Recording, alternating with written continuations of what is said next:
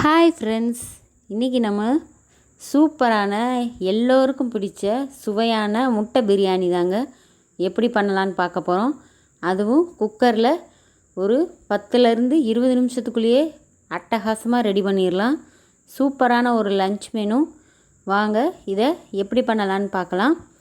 அதுக்கு முதல்ல நம்ம சேனலை சப்ஸ்கிரைப் பண்ணாதவங்க ப்ளீஸ் சப்ஸ்கிரைப் பண்ணிக்கோங்க. வாங்க வீடியோக்குள்ளே போகலாம். முதல்ல ஒரு 6 முட்டையை நான் வேக வச்சு தோல் உரித்து எடுத்து வச்சுருக்கேன். இப்போ பிரியாணிக்கு தேவையான ஒரு மசாலா அரைக்க போகிறோம்.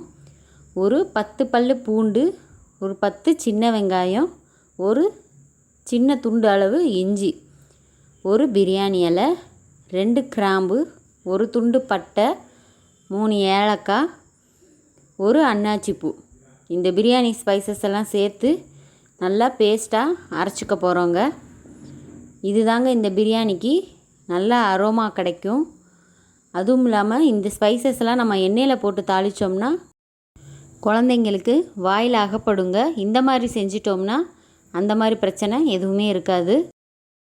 அடுத்ததாக நம்ம ஒரு பேன் அடுப்பில் வச்சு எண்ணெய் ஊற்றி 1/4 ஸ்பூன் மஞ்சத்தூள், 1/2 ஸ்பூன் மிளகாய்த்தூள், மறுபடியும் 1/4 ஸ்பூன் ஒரு கரம் மசாலா தூள், தேவையான அளவு உப்பு, இது எல்லாத்தையும் நம்ம சேர்த்து அடுப்பை சிம்மில் வச்சு கருகாமல் வறுக்க போகிறோங்க. இதில் நம்ம வேக வச்ச முட்டையை இதில் சேர்க்க போகிறோம். முட்டையை இதில் மாதிரி நம்ம ஃப்ரை பண்ணி கொடுக்கும்போது முட்டைக்கு தேவையான மசாலாலாம் அதில் சூப்பராக இறங்கும்.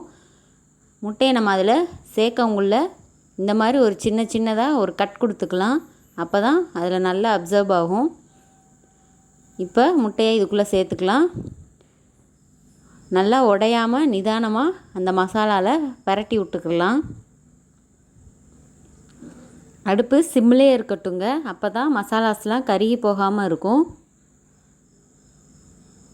பாருங்கள், ஒரு நிமிஷம் அளவுக்கு இந்த முட்டையெல்லாம் பரட்டி விட்டால் போதுங்க. எல்லா மசாலாவும் அதில் சேர்ந்துடும். இப்போ இதை ஒரு ஓரமாக அப்படியே வச்சிடலாம். குக்கரை இப்போ அடுப்பில் வைக்க போகிறோம். குக்கரில் ஒரு 100 மில்லி அளவு ஆயில் சேர்த்துக்கலாங்க. 2 டேபிள் ஸ்பூன் அளவுக்கு நெய் சேர்த்துருக்கேன். நெய் கொஞ்சம் சேர்த்தோம்னா பிரியாணி சூப்பராக வரும். ஃபஸ்ட்டு நல்லா எண்ணெய் காஞ்ச உடனேயும் ஒரு கைப்பிடி அளவு புதினா இலையை சேர்த்துருக்கேங்க. புதினா இலையை போட்ட உடனே நல்ல ஒரு அரோமா கிடைக்கும். முதல்ல அதுக்கு தாங்க ஃபஸ்ட்டு புதினா இலையை சேர்த்துருக்கோம். இப்போ நீல வாக்கில் நல்லா நைஸாக கட் பண்ணி வச்ச பல்லாரி வெங்காயம் சேர்த்துருக்கேன். நான் ஒரு மீடியம் சைஸ் பல்லாரி வெங்காயம் 2 கட் பண்ணி சேர்த்துருக்கேங்க. பிரியாணிக்கு மெயின் டேஸ்ட்டே வெங்காயம் நல்லா வதங்கணுங்க. அதுவரை கொஞ்சம் பொறுமையாக நல்லா வதக்கணும். வெங்காயம் நல்லா கோல்டன் ப்ரௌனாக மாறுற வரையும் வதக்கிக்கலாங்க. இப்போ வெங்காயத்தோட கலர் சேஞ்ச் ஆன உடனேமே நம்ம அரைச்சி வச்சோம் இல்லையா, இஞ்சி பூண்டு சின்ன வெங்காயம் பிரியாணி மசாலாஸ்லாம் போட்டு அந்த பேஸ்ட்டை இதில் சேர்த்துக்கலாம்.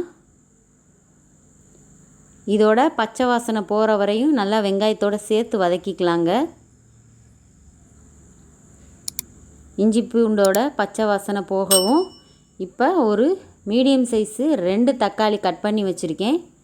இப்போ அதை இதோட சேர்க்க போகிறோம். நல்லா அடிப்பிடிக்காதவாறு கலந்து வச்சுக்கலாங்க. அப்பப்போ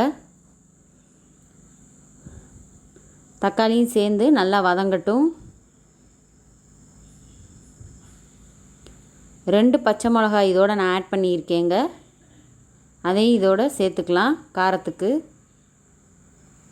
வெங்காயம், தக்காளி, பச்சை மிளகாய், இஞ்சி பூண்டு எல்லாமே சேர்ந்து நல்லா மசாலா கலந்து வருங்க.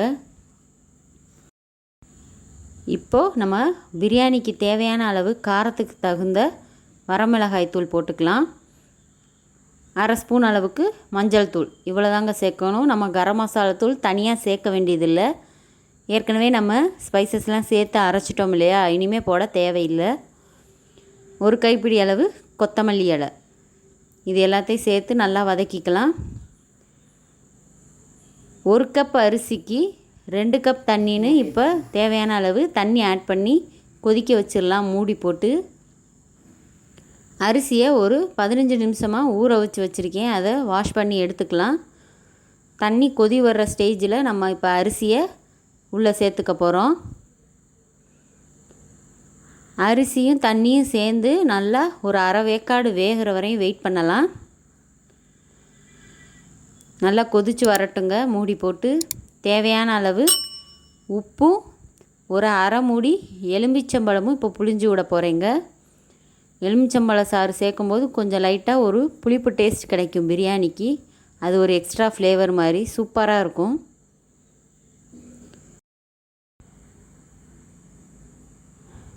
அவ்வளோதாங்க. சாதம் ஒரு அரை வேக்காடு வந்த உடனேமே நம்ம ஃப்ரை பண்ணி வச்சுருக்க முட்டைகளை இதோட மேலாப்பில் 1 பை 1 சேர்த்துக்கலாம்.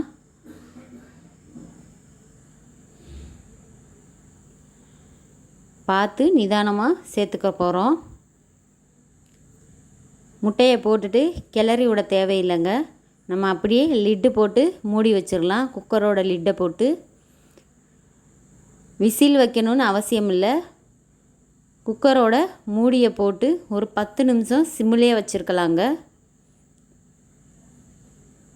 10 நிமிஷம் கழித்து பார்த்திங்கன்னா சூப்பரான சுவையான நல்லா உதிரியான குழையாத முட்டை பிரியாணி தயாராகிருங்க. பாருங்கள், பார்க்கவே அட்டகாசமாக இருக்குது.